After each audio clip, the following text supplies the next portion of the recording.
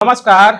अगर आपका लग्न और राशि कन्या है तो आज का ये वीडियो आपके लिए बहुत खास होने वाला है, क्योंकि आज हम अपने टॉपिक जिस पर हम सीरीज बना रहे हैं, मेष राशि से लेकर के मीन राशि पर्यंत सभी लग्नों में नवग्रह यानी सूर्य से लेकर के शनि पर्यंत राहु केतु आपके 12वें भाव में क्या परिणाम देंगे, क्या फलाफल देंगे, इस पर है आज की चर्चा। आपकी राशि कन्या पर है। कन्या लग्न के पत्रिका में सूर्य जो कि ग्रहों के राजा हैं, उनका 12वें भाव में क्या फलाफल होगा, इस पर आज हम आपसे विशेष चर्चा करने जा रहे हैं। अगर आपने अभी तक हमारे चैनल को सब्सक्राइब नहीं किया तो चैनल को सब्सक्राइब कर लें। सबसे पहले विशेष कन्या राशि के बारे में चर्चा कर लेते हैं। कन्या राशि एक द्वि स्वभाव पृथ्वी तत्व की राशि है।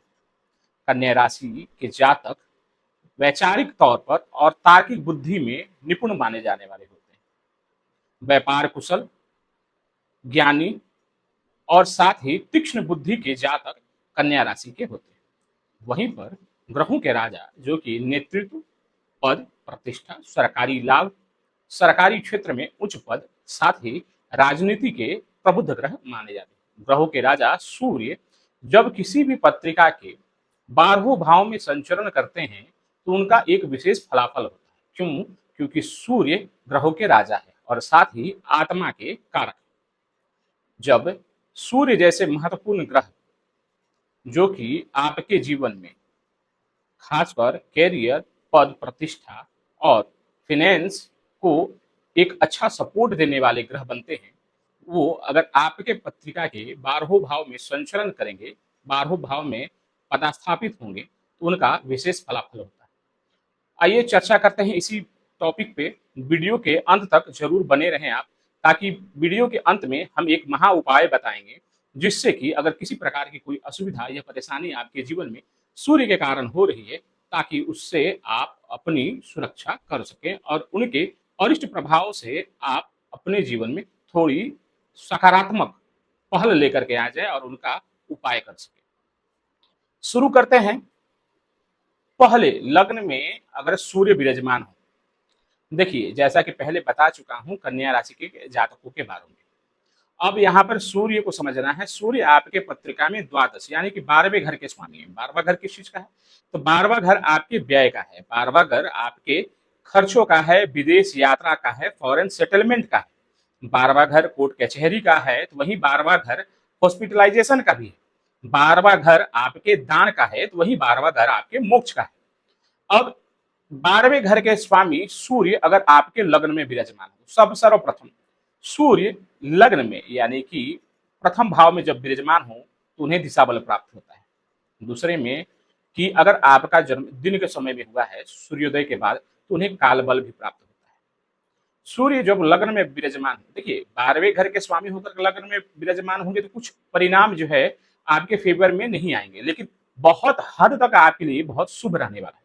क्योंकि जैसा हम चर्चा कर चुके हैं कि सूर्य एक आत्मविश्वास के कारक ग्रह हैं, कॉन्फिडेंस के कारक ग्रह हैं, साथ ही सरकार, सरकारी क्षेत्र और तमाम प्रकार की वैसी चीजें जो कि आपके नित्य जीवन में आपको सपोर्ट करता है, उसके कारक हैं। तो जब सूर्य लग्न से संबंध बनाएंगे तो आपके भीतर आत्मविश्वास, confidence, self decision making capacity, साथ ही प्रवीण बुद्धि में कुशलता आपको प्रदान करेंगे। चूंकि 12वें घर के स्वामी हैं तो यहाँ पर आपके जीवन में थोड़ी व्ययाधिक होने की जो है स्थिति निर्मित हो रही, खर्च अधिक होंगे, हो सकता है छोटे मोटे हेल्थ से संबंधित समस्याएं आपको हो, खास करके पित्तजन्य समस्याएं, नेत्र से विकार संबंधित समस्याएं भी आपको हो सकती हैं। लेकिन वहीं अगर आपका कार्य यानी कि व्यापार अगर फॉरेन से जुड़ा हुआ है, इंपोर्ट एक्सपोर्ट के काम करते हैं, चूंकि आपकी राशि जो है व्यापारिक राशि है, व्यापार के लिए बहुत अच्छी राशि मानी जाती है, स्थिर राशि है, तो इसके लिए अगर आप फॉरेन से जुड़ करके कोई कार्य कर रहे हैं तो आपके लिए ये बहुत अच्छा रहने वाला है। या फॉरेन में सेटल करना चाहते हैं तो भी आपके लिए ये बहुत अच्छा योग यहाँ पर सूर्य आपको प्रदान कर रहे हैं। प्रतिभा में वृद्धि करेंगे, मान सम्मान में वृद्धि करेंगे, पिता के साथ आपके संबंध में आपकी वृद्धि करेंगे। एक तेज आपके भीतर विद्यमान होगा, जैसे कि आप जहां भी जाएं वहां पर आपका मान आदर बना रहे। तो सूर्य यहाँ पर बैठे हैं, थोड़े से अपने विशेष खर्चों को ध्यान में रख लें, सेहत पर विशेष ध्यान दे दें, खास करके अब यहाँ पर तार्किक राशि है बुध, और उसमें अगर सूर्य बैठे तो क्या होगा कि थोड़े से आर्गुमेंटिव आप हो जाते हैं और आपके लहजे में थोड़ा सा अथॉरिटिव टोन आ जाता है, तो इसको कंट्रोल करके रखना है। व्यर्थ में किसी भी झगड़े में आपको नहीं पड़ना चाहिए। वैसे आप पढ़ेंगे नहीं, आप बहुत बौद्धिक प्रवृत्ति के व्यक्ति हैं, तो इसको लेकर विशेष चिंता करने की आवश्यकता नहीं। कन्या राशि एक सम राशि है जहां पर सूर्य 0 से लेकर के 6 अंश तक आपके मृत अवस्था में रहेंगे, उसके बाद वृद्ध अवस्था में, उसके बाद घटते हुए क्रम में। तो यहाँ पर ये देख लेना है, सूर्य का बुध के साथ संबंध जो है वो सम है, यानी कि ना शत्रुता का भाव है ना ही मित्रता का। तो यहाँ पर केवल देख लेना है तत्कालिक मैत्री बन रही है या नहीं, साथ ही देखना है बुध की स्थिति क्या है पत्रिका में। बुध अगर मजबूत है, किसी प्रकार की कोई क्षति की गुंजाइश नहीं, किसी प्रकार का कोई नुकसान नहीं, लाभ ही लाभ आपके लिए बन रहा है। केवल 2-3 पॉइंट्स मैंने समझाए हैं, इस पे आपको विशेष ध्यान देना है। तो यहाँ पर बैठे सूर्य आपको लगभग 70% अच्छे रिजल्ट देंगे, 30% आपको इससे कवर करना होगा। उपाय अंत में बता देंगे। अब अगले भाव की तरफ बढ़ते हैं, जो कि है पत्रिका का दूसरा भाव, धन भाव है और तुला राशि है। अब क्या है, व्यय भाव के स्वामी धन भाव से संपर्क बना रहे हैं, जाहिर सी बात है दूसरा भाव धन संचयन का है, और यहाँ पर व्यय भाव के स्वामी आकर के संबंध बनाएंगे, ऊपर से 10 अंश पे परम नीच हो जाते हैं तुला राशि में। तो क्या होगा कि यहाँ पर धन संचयन नहीं करना। देखिए देखिए एक चीज समझ लीजिए, यहाँ पर धन संचयन की चर्चा हो रही है, धन आगमन की नहीं। पत्रिका में 2 भाव होते हैं, 11वां भाव धन आगमन का होता है और दूसरा भाव धन संचयन का होता है। तो यहाँ पर धन संचयन यानी कि आय में किसी प्रकार की बाधा की चर्चा नहीं हो रही है। तो धन संचयन करने में समस्या हो जाएगी। दूसरा भाव वाणी का है, दूसरा भाव कुटुंब का है, अब यहाँ पर सूर्य नीच के होंगे, तो क्या होगा, थोड़ा सा अहंकार आपके भीतर विद्यमान हो सकता है, नेत्र से संबंधित विकार हो सकते हैं, साथ में वाणी में थोड़ी सी कठोरता आ सकती है। इस चीज का विशेष आपको ध्यान रखना है। अहंकार से आपको बच करके रहना है, क्योंकि यहाँ पर ईगो से ही आपका धन व्यय होगा, और ईगो के कारण ही आपके समाज में जो आपके कुटुंब हैं, जो आपके रिश्तेदार हैं। दूसरा भाव पैतृक संपत्ति का भी है, तो यहाँ पर सूर्य के नीच हो जाने के कारण खास करके पैतृक संपत्ति में विवाद हो जाता है। तो इस चीज को देख लेना है। दूसरे भाव के स्वामी शुक्र है, शुक्र की स्थिति को देखना है कि शुक्र आखिर पत्रिका की किस भाव में विचरण कर रहे हैं, किस भाव में वो स्थित है। अगर शुक्र मजबूत है तो वो अभी आपके दूसरे भाव का नाश नहीं होने देंगे, हानि नहीं होने देंगे, वो अपने भाव को बचाने का पूर्णतः प्रयास करेंगे। अगर शुक्र की स्थिति मजबूत नहीं है तो यहाँ पर सूर्य आपके दूसरे भाव की स्थिति को थोड़ा कमजोर कर देंगे। तो केवल शुक्र की स्थिति देख लेना है। शुक्र के साथ सूर्य का संबंध जो है नैसर्गिक शत्रु वाला है, फिर भी चेक कर लेना है कि तत्कालिक मैत्री में वो बन रहे हैं यानी। विषम राशि है तो यहाँ पर 0 से लेकर 6 अंश तक बाल्य अवस्था में रहेंगे, उसके बाद कुमार अवस्था में, फिर युवा अवस्था में, बढ़ते हुए क्रम में। तो उनकी डिग्री को देख लेना है। सूर्य देव का उपासना करना, सूर्य देव को प्रसन्न करना आपके लिए बहुत ज्यादा जरूरी हो जाता है, नहीं तो यहाँ पर सूर्य देव के जो परिणाम होंगे वो विशेष नहीं होंगे आपके लिए। अगर शुक्र ठीक है तो लगभग स्थितियां आपके लिए ठीक रहेंगी। छोटा सा उपाय करेंगे, सूर्य देव को अर्घ देंगे, आदित्य हृदय स्तोत्र का पाठ नियमित रूप से करेंगे, तो यहाँ पर आपकी स्थिति ठीक बनी रहेगी। अगले भाव में बढ़ते हैं, जो कि है पत्रिका का तीसरा भाव, जो कि राशि यहाँ पर बन रही है वृश्चिक राशि। राशि के स्वामी मंगल है। मंगल एक अग्नि प्रधान ग्रह है, सूर्य भी एक अग्नि प्रधान ग्रह है। दोनों का संबंध नैसर्गिक रूप से मैत्री वाला है, बहुत ही घनिष्ठ मित्रता सूर्य मंगल के साथ रखते हैं। साथ ही मंगल के दूसरे राशि मेष में सूर्य उच्च के होते हैं, तो यहाँ पर सूर्य का विशेष फल बढ़ जाता है। अब देखिए तीसरा भाव आपके जीवन का आपका पराक्रम है, आपके छोटे भाई बहन है, कम्युनिकेशन है, छोटी मोटी यात्राओं का है, और साथ ही सेल्स का, मार्केटिंग का है।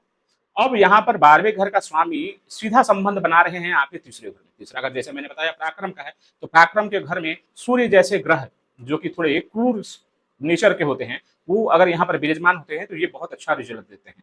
आपसे मेहनत करवाएंगे और मेहनत कराने के बाद आपको रिजल्ट भी देते हैं।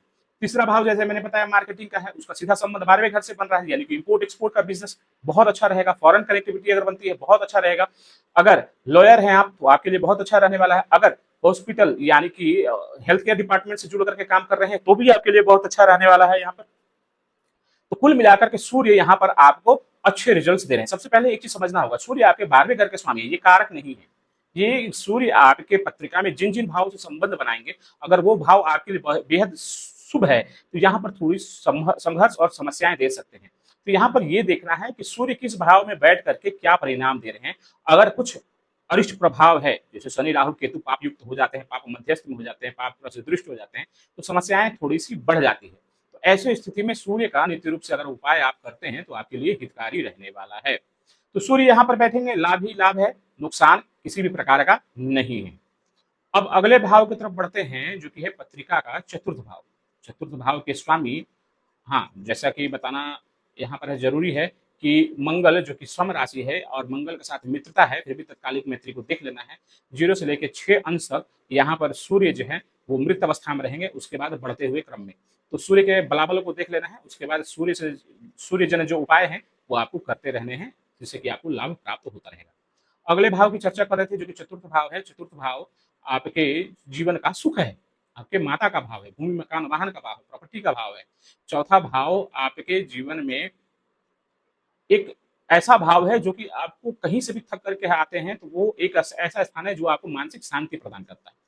अब सूर्य चूंकि व्यय भाव के स्वामी है, उनका संबंध आपके चौथे घर से बन रहा है। सबसे पहले तो यहाँ पर एक चीज कंफर्म हो जाता है कि अब आपके जीवन में अगर फॉरेन सेटलमेंट करना चाहते हैं, फॉरेन वीजा लेना चाहते हैं या वहां पर पीआर लेना चाहते हैं, तो ये बहुत अच्छा योग निर्मित हो रहा है। 12वां का संबंध अगर चौथे आपके जन्म स्थान से बने तो इसका तात्पर्य यही हो गया कि अगर आप फॉरेन में सेटलमेंट करना चाहते हैं, वहीं पर रह जाना चाहते हैं, वापस आने की आपकी इच्छा नहीं है, तो ये अच्छा योग आपके लिए निर्मित हो रहा है। या साथ ही अगर आप व्यापार कर रहे हैं, 12वें घर से, देखिए चौथा घर आपके जन्म स्थान का है और 12वां घर आपके विदेश का है, तो जो कनेक्टिविटी बनेगी उस कनेक्टिविटी का आपको लाभ लेना चाहिए। तो इस प्रकार के योग निर्मित हो रहे हैं। माता का स्वभाव थोड़ा सा कठोर हो सकता है क्योंकि सूर्य यहाँ पर विराजमान है। माता के सेहत पर थोड़ा विशेष आपको ध्यान देना होगा, खास करके अपने प्रॉपर्टी पर और पेपर जो लीगल डॉक्यूमेंट्स है उस पर आपको विशेष ध्यान देना होगा, क्योंकि 12वां घर कोर्ट कचहरी का भी है। तो यहाँ पर माता की सेहत पर प्रभाव पड़ेगा और कोर्ट कचहरी जैसी स्थितियां उत्पन्न हो सकती है, खास करके कब, अगर गुरु की स्थिति पत्रिका में मजबूत नहीं है। हालांकि नैसर्गिक मित्र है, बहुत अच्छा यहाँ पर रिजल्ट देंगे आपको, लेकिन चूंकि 12वें घर के स्वामी है तो यहाँ पर जीव परिवार में सुख शांति का घर है, तो थोड़ा सा माहौल यहाँ पर आपके फेवर में नहीं हो सकता है। तो इसके लिए सूर्य का नित्य रूप से उपाय करेंगे, आपके लिए अच्छा रहना होगा। माता के साथ आपका संबंध बहुत अच्छा होना चाहिए। गुरु ठीक है पत्रिका में, सब ठीक है, बहुत ज्यादा विशेष हानि या चिंता की जरूरत नहीं है। हाँ, कुछ मामलों में यहाँ पर लाभ अवश्य देख सकते हैं अगर आप फौरन से जुड़ करके काम करना चाहते हैं, या खास करके आप जो है ऐसे विभाग में है, दान पुण्य के विभाग में या ट्रस्ट से जुड़ करके काम करते हैं, तो भी ये आप करें। सूर्य यहाँ पर आपको अच्छे लाभ जरूर प्रदान करेंगे। सूर्य यहाँ पर बैठेंगे तो आपकी कीर्ति भी वही जो है संगठन से जुड़ करके कार्य करने में, धर्म कर्म के कारण से जुड़ कर आप जुड़े हुए हैं, तो आपके लिए अच्छा रहने वाला। अगले भाव की तरफ बढ़ते हैं जो कि है पत्रिका का पंचम भाव। पंचम भाव में जो राशि उत्पन्न हो रही है वो राशि है शनि की मकर राशि। शनि और सूर्य नैसर्गिक शत्रु। सूर्य 12वें घर के स्वामी जो पंचम भाव से संबंध बनाते हैं, तो कुछ चीजें यहाँ भी अच्छी हैं। देखिए एक चीज को याद रखिएगा, समझ लीजिएगा कि ये जिस भाव से संबंध बनाएंगे 12वें घर, यानी कि फॉरेन से जुड़ा हुआ कोई भी काम अगर आप करते हैं तो वहां पर ये आपके लिए सपोर्टिव है, अन्यथा थोड़ी सी कठिनाई यहाँ पर हो सकती है। तो पंचम भाव से जब संबंध बनाएंगे, पंचम भाव आपके संतान का है, पंचम भाव आपकी विद्या का है, आपके बुद्धि का है और आपके पूर्व पुण्य भाव है ये। तो जब सूर्य का संबंध यहाँ पर बनेगा तो सीधी सी बात है कि आपके बुद्धि में, आपके शिक्षा में सूर्य का एक विशेष प्रभाव रहने वाला है। खास करके संतान की उत्पत्ति जब होगी तो उसके भीतर भी सूर्य का जो झलक है वो आपको साफ साफ दिखने लगेगा। वो अथॉरिटी टोन, वो अथॉरिटी पावर, वो आपके संतान के भीतर आपको दिखेगा। 12वां घर का भाव है, व्यय है। तो यहाँ पर क्या है, पहले सर्वप्रथम अगर शनि की स्थिति अच्छी नहीं है तो संतान उत्पत्ति में परेशानी होगी। हालांकि ये बिल्कुल ऐसा नहीं कहूंगा कि यहाँ पर संतान योग नहीं निर्मित होंगे, नहीं, ऐसा नहीं है। शनि मजबूत है, संतान योग निर्मित होंगे, लेकिन शुरुआती दौर में मिसकैरेज जैसी स्थिति बना सकते हैं। सूर्य पंचम भाव में बैठेंगे तो यहाँ पर उदर जन रोग भी आपको दे सकते हैं। साथ ही हृदय संग जो उदर से संबंधित पीड़ा होगी, उसके बाद फिर जाकर हृदय जन पीड़ा भी, आपको हृदय रोग संबंधित समस्याएं भी उत्पन्न हो सकती है। इस चीज का विशेष आपको ध्यान रखना है। अगर फॉरेन में जाकर के हायर स्टडी करना चाहते हैं, आपके लिए बहुत अच्छा है। फॉरेन से जुड़ करके कोई कनेक्टिविटी बना करके आप वहां पर कुछ कार्य करना चाहते हैं, बहुत अच्छा है। पंचम भाव निर्माण का है, तो सूर्य से जुड़े हुए कार्य तत्वों को लेकर के अगर कुछ निर्माण यानी कि आप मैन्युफैक्चरिंग करना चाहते हैं तो ये यहाँ से अच्छा है आपके लिए। सूर्य यहाँ पर केवल देखना है शनि की स्थिति क्या है। नैसर्गिक रूप से शत्रु हैं, लेकिन अगर तत्कालिक मैत्री में आ जाते हैं तो यहाँ पर जो उनके दुष्परिणाम है वो कुछ हद तक यहाँ पर कम हो जाएंगे। विशेष चिंता की जरूरत नहीं है। अगर शनि खराब है तो थोड़ी सी समस्याएं बढ़ जाती हैं आपके जीवन के लिए। साथ ही आपको ये देखना है कि ये सम राशि है। सम राशि में 0 से लेकर के 6 डिग्री तक वृत्त अवस्था में रहेंगे, उसके बाद वृद्ध अवस्था में, फिर उसके बाद कुमार अवस्था में। तो सूर्य के बलाबल को देख लेना है, सूर्य का उपाय करना है, आपके लिए यहाँ पर अच्छा रिजल्ट हो सकता है। अगले भाव की तरफ बढ़ते हैं, जो कि है पत्रिका का छठा भाव। सूर्य 12वें घर के स्वामी और छठे भाव में जो राशि निर्मित हो रही है वो राशि है कुंभ राशि, शनि की राशि। तो 12वां का स्वामी जब छठे घर में संबंध बनाएगा तो विपरीत राजयोग निर्मित हो रहा है सर्वप्रथम, दूसरे में शत्रुहंता राजयोग निर्मित होगा, और तीसरे में अब यहाँ पर चूंकि सूर्य सरकार से जुड़ करके आपको अच्छे रिजल्ट देने वाले ग्रह माने जाते हैं, तो प्रतियोगिता परीक्षा में और गवर्नमेंट जॉब के लिए यहाँ पर सूर्य ही अच्छे रिजल्ट हैं। ये विपरीत राजयोग हो गया ना, ऐसी स्थिति में सूर्य यहाँ पर अच्छे रिजल्ट आपको देंगे। तो गवर्नमेंट सेक्टर में जुड़ करके या उनसे जुड़ी हुई परीक्षाओं को अगर आप देना चाहते हैं तो आपके लिए प्रतियोगिता के लिए ये अच्छा स्थान है। शत्रुओं पर विजय प्राप्त करेंगे, ऐसे योग निर्मित हो रहे हैं। थोड़े से जो हमने बताएं कि थोड़े से आपको अपनी सेहत का विशेष ध्यान रखना होगा, खास करके नेत्र और हृदय का। उसके बाद सब कुछ ठीक है। यहाँ पर बैठे सूर्य आपको नुकसान कम लाभ अधिक देते दिख रहे हैं, बशर्ते आप केवल अपनी सेहत का विशेष ध्यान रखें और किसी प्रकार के आर्गुमेंट से आपको बचना चाहिए। चूंकि ये एक विषम राशि है, 0 से लेकर के 6 अंश तक यहाँ पर वो बाल अवस्था में रहेंगे, उसके बाद बढ़ते हुए क्रम में। केवल देखना है कि शनि के साथ इनकी तत्कालिक मैत्री बन रही है, अगर तत्कालिक मैत्री में है कोई नुकसान नहीं। अगले भाव की तरफ बढ़ते हैं, जो कि है पत्रिका का 7वां भाव। यहाँ पर जो राशि निर्मित हो रही है वो है देवगुरु बृहस्पति की मीन राशि, जल तत्व की राशि है यहाँ पर, और साथ ही देवगुरु बृहस्पति के साथ सूर्य का संबंध अति घनिष्ठ मित्र वाला है। तो यहाँ पर थोड़े से आपको कुछ मामलों में विशेष संजीदा रहने की आवश्यकता है, खास करके दाम्पत्य जीवन में और पार्टनरशिप में। सूर्य यहाँ पर बैठेंगे जिसकी पूरी यानी कि 7वीं जो दृष्टि होती है वो आपके लग्न पर जाएगी। थोड़ा सा ईगो और अथॉरिटिव नेचर आपके भीतर आ जाएगा, क्योंकि 7वां भाव एक शुष्क भाव है, यहाँ पर धर्मपत्नी का भाव है। यहाँ पर शुभ ग्रह जैसे कि शुक्र और चंद्रमा जैसे ग्रह अच्छे रिजल्ट्स देते हैं, वहीं पर सूर्य जैसे ग्रह तो यहाँ पर थोड़े से विच्छेदात्मक स्थिति को उत्पन्न कर देते हैं। तो 7वें घर के लिए यहाँ पर सूर्य का बैठना बिल्कुल अच्छा नहीं है। अगर आपकी पत्रिका में है तो दाम्पत्य जीवन में जाने से पहले पत्रिका का विश्लेषण बहुत अच्छे तरीके से आपको करना होगा। साथ ही देखना होगा देवगुरु बृहस्पति की स्थिति पत्रिका में कहाँ है। अगर केंद्रगत है, साथ में उनकी दृष्टि अगर 7वें घर पर पड़ रही है तो अच्छा है, एक राहत है। अगर नहीं पड़ रही है तो ये फिर आपके लिए अच्छा योग निर्मित नहीं हो रहा है। यहाँ पर अब आपको सूर्य की शांति करानी बहुत अत्यधिक जरूरी पड़ जाती है, खास करके अगर आप शादीशुदा जीवन में हैं।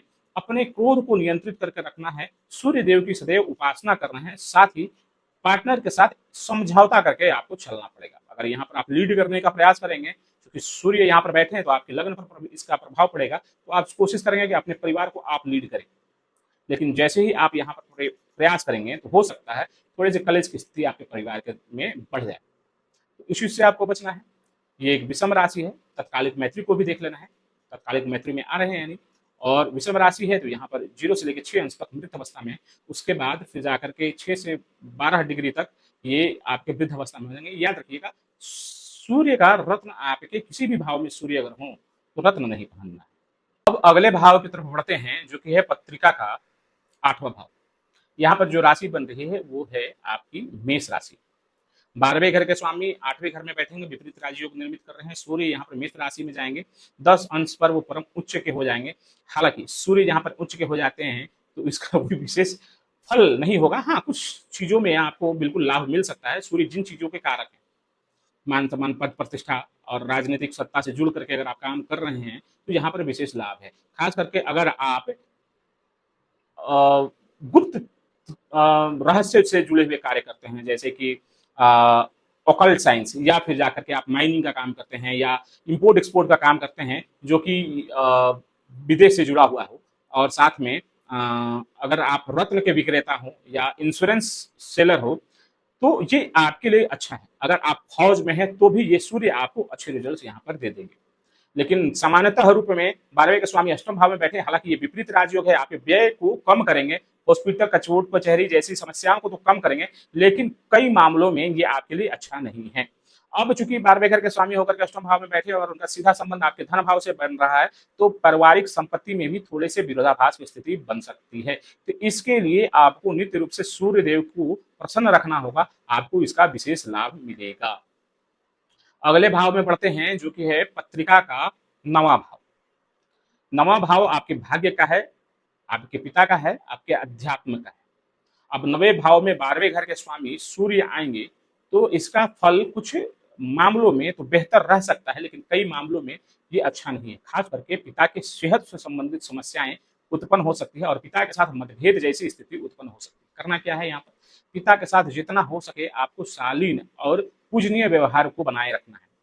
सूर्य देखिए, एक चीज समझिए, सूर्य कारक हो, मारक हो, अकारक हो, कुछ भी हो, लेकिन सूर्य के कुछ जो है ना नैसर्गिक गुण है, कुछ उनके कारकत्व हैं, वो कारकत्व कभी जो है समाप्त नहीं हो सकते। सूर्य आत्मा के कारक हैं। आपके शरीर में जो आत्मबल है, आपके शरीर, आपके पास जो कॉन्फिडेंस है, आपके पास जो क्षमता है, लीडरशिप क्वालिटी है, समाज में पद प्रतिष्ठा मान सम्मान, ये सब कुछ सूर्य के कारण है। तो सूर्य भले किसी भाव के स्वामी हो, कैसे भी स्थिति में बैठे हो, अच्छे भाव में, बुरे भाव में, या बुरे भाव के स्वामी होकर के बैठे हो, लेकिन उनके गुण तो समाप्त नहीं होंगे। अब यहाँ पर थोड़ी चिंता बढ़ जाती है, क्योंकि उनके गुण और ऐसे भाव में अगर विराजमान है जो कि अच्छा भाव नहीं कंसिडर किया जाता है, तो यहाँ पर थोड़ी समस्या है, बढ़ जाती है। अब समस्या कैसे होंगी, तो उनके जो नैसर्गिक गुण है उनमें थोड़ी कमी आ जाएगी। इसी चीज के लिए तो उपाय करना है आपको, ये उपाय करेंगे तो आपको बेहतर लाभ मिलेगा।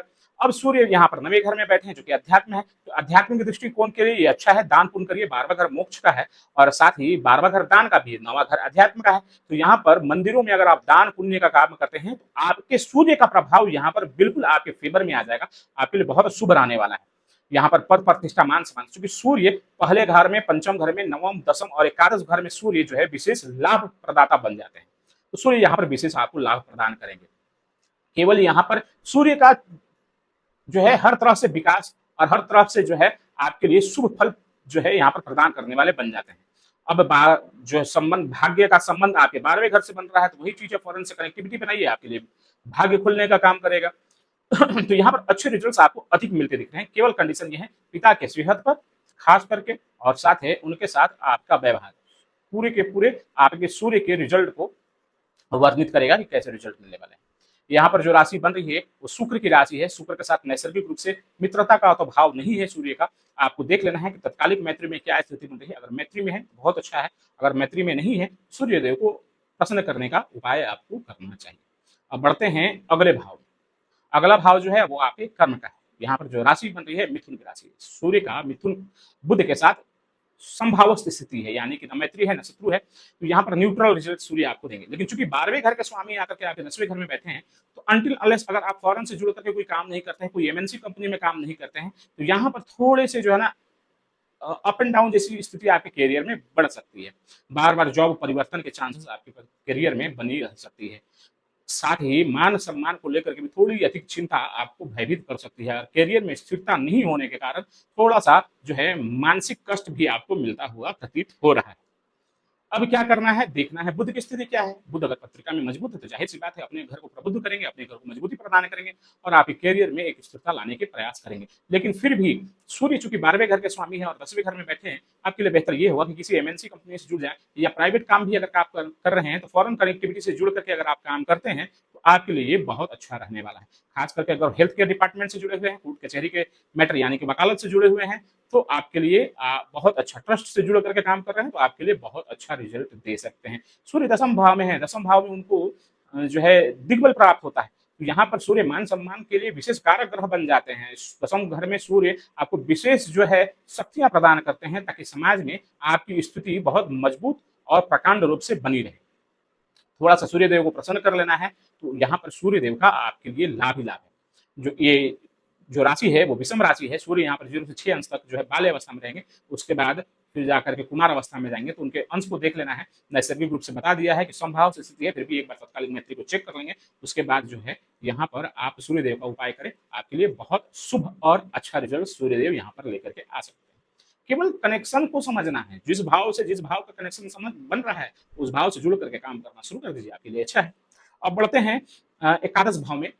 कुंडली का 11वां भाव जो कि इच्छा पूर्ति का है, बड़े भाई बहन का है, और सूर्य 12वें घर का स्वामी आकर के 11वें घर में बैठे। 11वां भाव ही कुंडली का ऐसा भाव है कि जहां पर कोई भी ग्रह अगर विराजमान हो, हालांकि 9वां 10वां 11वां तीनों भाव कंसिडर करते हैं, लेकिन विशेष करके 11वें घर में अगर कोई भी ग्रह विराजमान हो, उच्च का हो, नीच का हो, कारक हो, मारक हो, पहले घर का स्वामी हो या 12वें घर का स्वामी हो, सभी की ये रिस्पॉन्सिबिलिटी बन जाती है, उनका दायित्व बन जाता है कि वो आपको आय के स्रोत आपके जीवन में निरंतर जो है चालू रखें। तो यहाँ पर सूर्य 12वें घर के स्वामी आकर के यहाँ पर बैठेंगे तो क्या है, आय के नियमित रूप से स्रोत आपको देंगे, खास करके फॉरेन कनेक्टिविटी, फॉरेन फंडिंग से जुड़ा हुआ आपको लाभ दिलाते रहेंगे। लेकिन क्या है, खर्च भी वैसा ही होगा। खर्च को नियंत्रण करना है, सूर्य किसी भी भाव में हो, खर्च को नियंत्रण करना ही करना है आपको। अब व्यय है, जिस भाव से संबंध बनाएंगे उस भाव की हानि करेंगे। अब चूंकि 11वां घर में ये फॉर्मूला एड ऑन नहीं होगा, लेकिन 12वें घर में 10वें घर में बैठेंगे तो उसकी हानि करेंगे, 9वें घर में बैठेंगे पिता की हानि करेंगे, वैवाहिक घर में बैठेंगे पत्नी की हानि करेंगे, पंचम घर में बैठेंगे संतान को लेकर के चिंता होगी, चौथे घर में बैठेंगे माता को लेकर के चिंता होगी। तो इन सब चीजों को, जिन जिन भाव से संबंध बना रहे उन भावों को लेकर के थोड़ा सा विशेष सतर्क रहना है। बड़े भाई हैं तो बड़े भाई बहन से संबंध खराब होंगे, तो यहाँ पर संबंध बना करके रखना है। और जहां संबंध आपने बिगाड़े वहां पर सूर्यदेव आपको बुरा फल देना प्रारंभ कर देंगे। क्योंकि देखिए, हर ग्रह की एक भूमिका है, ग्रह का नैसर्गिक गुण वो उनका अपना है, लेकिन जिस भाव में विराजमान है, जिस तत्कालिक समय में आपका जन्म हुआ है, उस समय उनका संचरण उसी भाव से होकर के गुजर रहा था, तो यहाँ पर वो बाध्य है आपको उस प्रकार के रिजल्ट देने के लिए। तो यहाँ पर ये नहीं सोचना है कि सूर्य अच्छे ग्रह हैं या बुरे ग्रह हैं। सूर्य ग्रह अच्छे हैं, सभी ग्रह अच्छे हैं, लेकिन वो भाव आपके लिए अच्छा नहीं। तो यहाँ पर आपको ठीक करना है उस ग्रह को, और उस ग्रह से संबंधित आपको उपासनाएं करनी है, तो आपको लाभ मिलेगा। तो यहाँ पर कुल मिलाकर के रिजल्ट्स जो है आपके लिए, लाभ के मार्ग सदैव खुले रहेंगे, खर्च पर विशेष ध्यान रखना है, तो आपके लिए अच्छा रहना है। बड़े भाई बहन से अपने संबंध को अच्छे बना करके रखना है। यहाँ पर जो राशि बन रही है वो राशि बन रही है कर्क राशि, चंद्रमा के साथ नैसर्गिक रूप से मित्रता का भाव रखते हैं। सम राशि है तो 0 से 6 अंश तक यहाँ पर बाल्य अवस्था में रहेंगे। अगर अंश बल में कमजोर है तो अंश बल की वृद्धि करने के लिए सूर्य की उपासना करें, आपके लिए बहुत अच्छा लाभ रहने वाला है। अगले राशि जो कि उनकी खुद की राशि है, 12वीं राशि जो कि व्यय भाव है, तो यहाँ पर सूर्य अपने घर में बैठेंगे तो सबसे पहले व्यय को लेकर के आपको सावधान रहना होगा। खर्च कराएंगे, कब कराएंगे, तो जब उनकी दशांतर दशा आएगी विशेष करके। साथ ही आपको आपके जीवन के लिए फॉरेन की कनेक्टिविटी बहुत अच्छी बना देंगे। यहाँ पर दान धर्म के काम से जुड़ करके अगर आप काम करते हैं तो आपके लिए बहुत अच्छा रहने वाला है। साथ ही आपके जीवन में अगर आप चैरिटी का काम करते हैं, ट्रस्ट से जुड़ करके काम करते हैं, धर्म कर्म से जुड़ करके आप काम करते हैं, तो आपके लिए सूर्य यहाँ पर बहुत अच्छा लाभ और आपको मान सम्मान भी वहीं से दिलाने का कार्य करेंगे। 0 से लेकर 20 डिग्री तक यहाँ पर सूर्य जो है अपने मूल त्रिकोण में होंगे। उसके बाद 20 से 30 डिग्री तक यहाँ पर स्वराशि के माने जाएंगे। चूंकि इनकी अपनी खुद की राशि है तो तत्कालीन मैत्री देखने की जरूरत नहीं है, केवल देख लेना है शनि राहु केतु जैसे ग्रहों की दृष्टि इनके ऊपर ना पड़ रही हो। तो कुल मिलाकर के यहाँ पर सूर्य आपको लाभ देते हुए दिख रहे हैं, केवल सूर्य को आपको ठीक रखना है। अब जो है हमने ये चर्चा कर ली कि मेष राशि से लेकर के मीन राशि तक सूर्य जिस भाव में बैठेंगे तो उनका क्या फलाफल रहने वाला है। अब चर्चा करने वाले हैं कि सूर्य देव को प्रसन्न कैसे करें, उनसे मिल रहे शुभाशुभ परिणाम को और अशुभ परिणाम को बैलेंस कैसे करें। देखिए, सूर्य देव को प्रसन्न करने का सबसे आसान तरीका है, क्योंकि वो साक्षात देव है इस धरती पर भी, जो नंगी आंखों से देखे जा सकते हैं। सूर्य देव को सुबह सूर्य की लालिमा के समय में अगर आप एक तांबे के लोटे में रक्त पुष्प, कुमकुम, लाल चंदन और लाल मिर्च के 7 दाने अगर डाल करके ओम ह्रीं सूर्याय नमः का एक माला जाप करके और गायत्री मंत्र के साथ अगर 3 बार में अर्घ्य देते हैं, ये आपके लिए विशेष लाभकर रहने वाला है। विशेष मामलों में जब सूर्य अत्यधिक परेशान करने लगे, कोई शारीरिक पीड़ा देने लगे या वैधिक कर्ज की स्थिति अधिक बन जाए, तो वहां पर सूर्य ग्रह की शांति कर्मा लेनी आपके लिए बहुत लाभदायक सिद्ध हो सकती है। साथ ही अगर आप सक्षम अगर नहीं है तो आपको सूर्य देव का जो उपवास जो है वो कम से कम 7 सप्ताह 7 रविवार करना चाहिए, और इस समय आपको नमक का सेवन से परहेज करना चाहिए। अगर ये उपाय करते हैं और नित्य रूप से आदित्य हृदय स्तोत्र का पाठ करते हैं, सूर्य देव को अर्घ देते हैं, तो यकीन मानिए सूर्य देव से आपके जीवन में जो भी अरिष्ट, जो भी अशुभ प्रभाव मिल रहे थे वो कम हो जाएंगे और सूर्य देव की विशेष कृपा आप पर बनी रहेगी। तो ये वीडियो आपको कैसा लगा कमेंट में जरूर बताएं। कहीं पर कोई डाउट हो तो आप प्रश्न पूछ सकते हैं। जैसा हमने शुरू में ही बताया कि हम एक सीरीज चला रहे हैं जहां पर मेष से लेकर मीन राशि के 12वें भाव में 9 ग्रह सूर्य से लेकर के राहु केतु पर्यंत कौन से ग्रह किस भाव में बैठेंगे, कैसे रिजल्ट देंगे, तो ताकि आपको पत्रिका विश्लेषण करने में और अपनी कुंडली को समझने में सहूलियत प्राप्त हो। तो हमारे वीडियोस को आप जरूर चेक करें। अगर सब्सक्राइब नहीं किया है तो सब्सक्राइब करें। मिलते हैं अगले वीडियो में, जो कि आपके लिए ज्ञानवर्धक सिद्ध हो सके। नमस्कार।